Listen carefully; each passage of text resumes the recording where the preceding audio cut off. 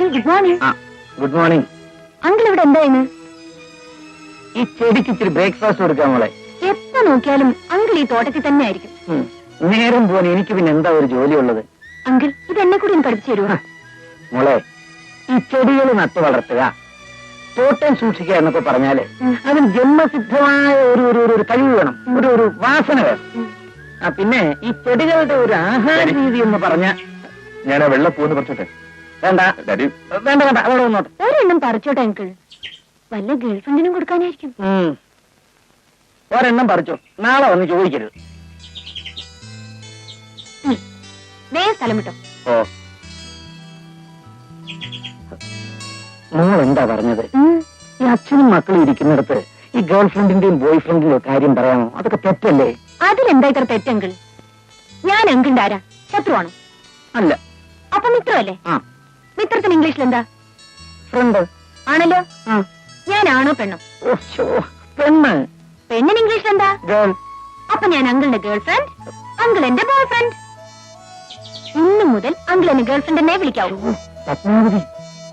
പേടിക്കാതെ എന്റെ ബോയ് ഫ്രണ്ടേ. ആന്റിയുടെ മുന്നിൽ വെച്ച് ഞാൻ വിളിക്കില്ല. നമ്മൾ രണ്ടാളും മാത്രം ഉള്ളപ്പോ ഞാൻ ഗേൾ ഫ്രണ്ടും അങ്കിൾ ബോയ് ഫ്രണ്ടും. എന്താ? ശരി ഗേൾ ഫ്രണ്ട്.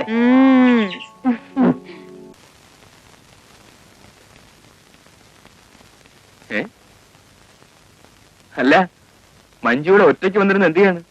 ഞാൻ ഡാഡിക്ക് ഒരു കത്തെഴുതാ. ഡാഡിക്ക് കത്തെഴുതാൻ വേറെ ഒരു സ്ഥലവും കണ്ടില്ലേ? ഇവിടെ ഉള്ളവരെ കുറിച്ച് കുറച്ച് പരദൂഷണം എഴുതുക. ഞങ്ങളെ കുറിച്ച് എന്ത് പരദൂഷണം എഴുതാനാണ്? അത് ഈ വീടും പിന്നെ ആന്റിയുടെ കുറെ ഡിസിപ്ലിനും അതനുസരിക്കുന്ന കുറെ ബുദ്ധൂസുകളും. അല്ല, ഞാൻ ഇവിടെ വന്നുകൊണ്ട് കൂടുതൽ ബുദ്ധിമുട്ട് രവിക്കാണല്ലേ? എനിക്കോ? അതെ, രവിയുടെ ബെഡ്റൂം ഞാൻ അപഹരിച്ചില്ലേ? ഇപ്പം രവിക്ക് കിടക്കാനായിട്ട് ശരിയായ ഒരു സ്ഥലം പോലുമില്ല. അങ്ങനെയൊന്നുമില്ല. വീട്ടിലൊരു ഗസ്റ്റ് വന്നു കഴിഞ്ഞാൽ അവരെ അതിന്റേതായ വിധത്തിൽ ട്രീറ്റ് ചെയ്യണ്ടേ? ഫോർ എക്സാമ്പിൾ, ഞാൻ മഞ്ജുവിന്റെ വീട്ടിൽ വന്നു തന്നെ ഇരിക്കട്ടെ. മഞ്ജുവിന്റെ ബെഡ്റൂം എനിക്ക് ഒഴിഞ്ഞു തരില്ലേ? എന്റെ ബെഡ്റൂമിൽ ഞാൻ ഒരാളും കേട്ടിട്ടില്ല.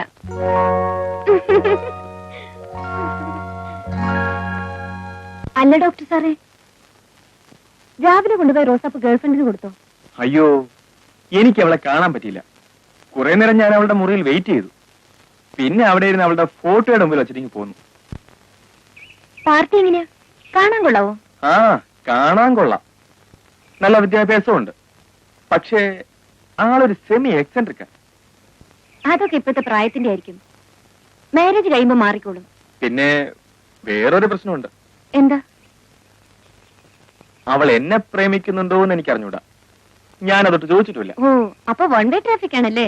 ആ, മഞ്ജു എനിക്കൊരു സഹായം ചെയ്യണം. ആ കുട്ടിയെ കണ്ട് സംസാരിച്ചിട്ട് അവളുടെ മനസ്സിൽ എന്താണെന്ന് അറിഞ്ഞിട്ട് വരാമോ? അതിനെനിക്ക് ആ കുട്ടിയെ അറിയില്ലല്ലോ. എന്റെ ബെഡ്റൂമിൽ, ഐ മീൻ മഞ്ജുവിന്റെ ഇപ്പോഴത്തെ ബെഡ്റൂമിൽ അവളുടെ ഒരു ഫോട്ടോ ഇരിപ്പുണ്ട്. അതിന്റെ മുമ്പിൽ ഞാൻ റോസാപ്പ് വെച്ചിട്ടുണ്ട്.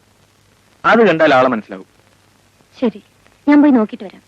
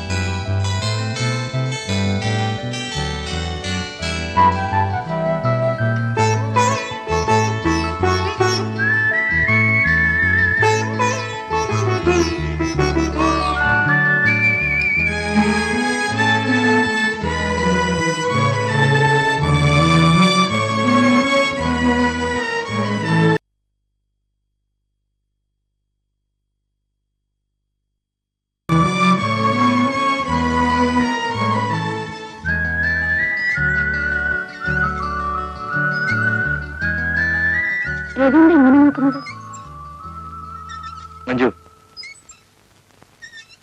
മഞ്ജുവിനോട് എനിക്കൊരു പ്രത്യേക കാര്യം ചോദിക്കാനുണ്ട്. അതിന് കൃത്യമായൊരു ആൻസർ കിട്ടണം. യെസ് ആയാലും നോ ആയാലും. കാര്യം എന്താണെന്ന് വെച്ചാ പറയൂ. ഞാൻ മഞ്ജുവിനെ വിവാഹം കഴിക്കാൻ ആഗ്രഹിക്കുന്നു.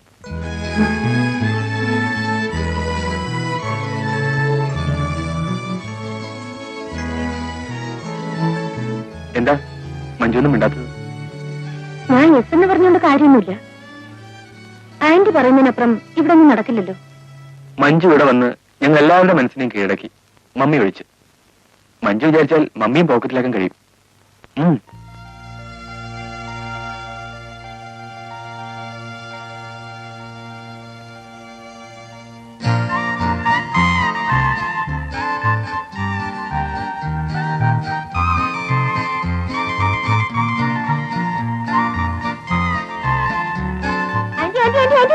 അയ്യോ സോറി ആന്റി. എവിടെയെങ്കിലും പുറത്തു പോകാൻ ഇറങ്ങുമ്പോ തിരിച്ചു വിളിക്കണമെന്ന് എനിക്കറിയാം. എന്നാലും എന്താ ആന്റി, ഞാൻ പറയുമ്പോ ആന്റി മണിയടിക്കാനൊന്നും വിചാരിക്കരുത്. I am very frank. വിശേഷങ്ങളൊന്നും വേണ്ട. എന്താണെന്ന് വെച്ചാൽ വേഗം ചോദിക്കും. എനിക്ക് അല്പം തിരക്കുണ്ട്. ആന്റി, ആന്റിക്ക് തിരക്കുണ്ടെങ്കിൽ പോയി വന്നിട്ടായാലും മതി. എന്താണെങ്കിലും വേഗം പറയൂ. ഇത്രയും വലിയ വീട്ടിലെ എല്ലാവരുടെയും കാര്യങ്ങൾ ഒരു കുറവും കൂടാതെ ഇത്ര ഭംഗിയായി നോക്കിക്കൊണ്ടുപോകാൻ ആന്റിയെ കൊണ്ട് എങ്ങനെ കഴിയുന്നു? അതായത് ആന്റിക്ക് അങ്കിളിന്റെ കാര്യം നോക്കണം, വീട് വൃത്തിയായി സൂക്ഷിക്കണം, എല്ലാവരും ഡിസിപ്ലിൻ മെയിൻറ്റെയിൻ ചെയ്യുന്നുണ്ടോ എന്ന് നോക്കണം. ഇതെല്ലാം പോയിട്ട് ഫിലിം സെൻസറിങ്ങിനും പോകണം. ഇതിനൊക്കെയുള്ള എനർജി ആന്റിക്ക് ഇത് എവിടുന്ന് കിട്ടുന്നു? ഞാൻ ആവശ്യത്തിന് മാത്രമേ സംസാരിക്കാറുള്ളൂ. അതുകൊണ്ടാ. എന്റെ മണിയുടെ വലിച്ചില്ലല്ലോ. മതി മോളെ പറിച്ചത്. നീ ഇങ്ങനെ പറിച്ചു പറിച്ച് എന്റെ തല മുട്ടയാക്കും. എനിക്കിങ്ങനെ ആരുടെങ്കിലും നരച്ചുമുടി പറിക്കുന്നതേ എന്തൊരു ഇഷ്ടമാണെന്നോ. ഓ, അപ്പൊ നീ എനിക്ക് വയസ്സായി എന്ന് പറയുക അല്ലേ? എനിക്ക് അത്ര വയസ്സൊന്നും ആയിട്ടില്ല. വീട്ടിൽ ഡാഡിയുടെ മുടി പറിക്കാന്ന് വെച്ചാ ഒരു രക്ഷയില്ല. ഓ, നരച്ച മുടി പറിക്കാൻ നിന്റെ ഡാഡിക്ക് മുടി ഉണ്ടായിട്ട് വേണ്ടേ? ആ, അത് തന്നെ. ഡാഡിയുടെ തലയാണെങ്കിൽ പെർഫെക്റ്റ്ലി ഗുഡ് നൈറ്റ്. അത് ശരിയാ.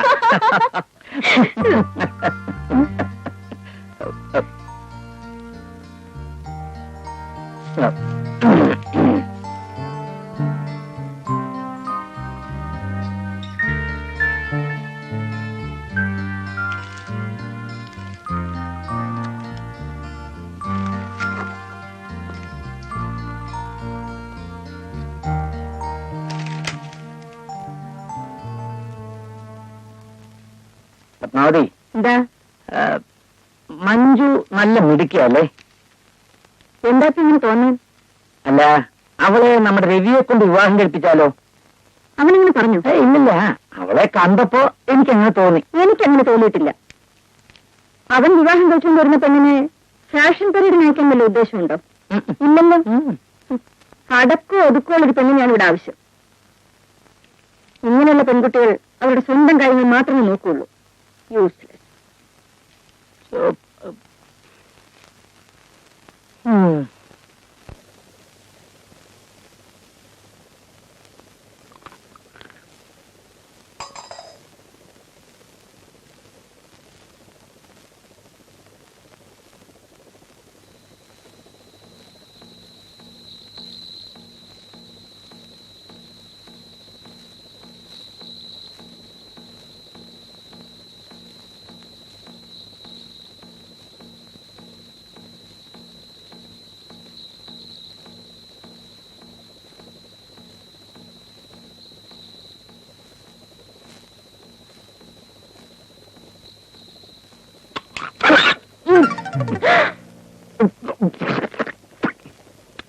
വാരോ?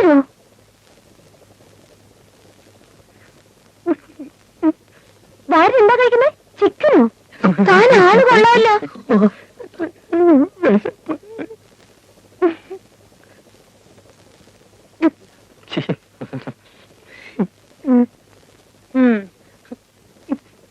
താനല്ലേ പറഞ്ഞത് ഈ വീട്ടിൽ മത്സ്യമാംസം വെക്കത്തില്ലെന്ന്? എന്നിട്ട് താനെന്താ കഴിക്കുന്നത്? ഞാൻ ആന്റിയോടും ചോദിക്കട്ടെ. എന്റെ പൊന്നു ചതിക്കരുത്.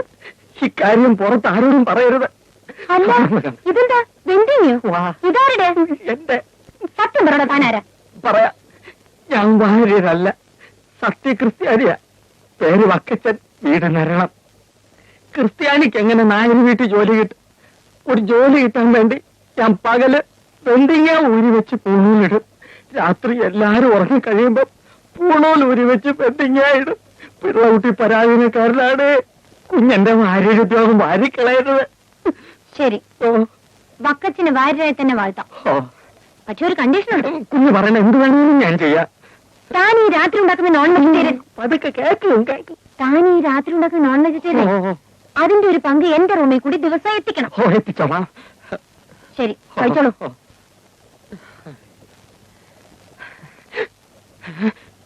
കുഞ്ഞെ, എന്താടോ? എന്റെ ചിറ്റ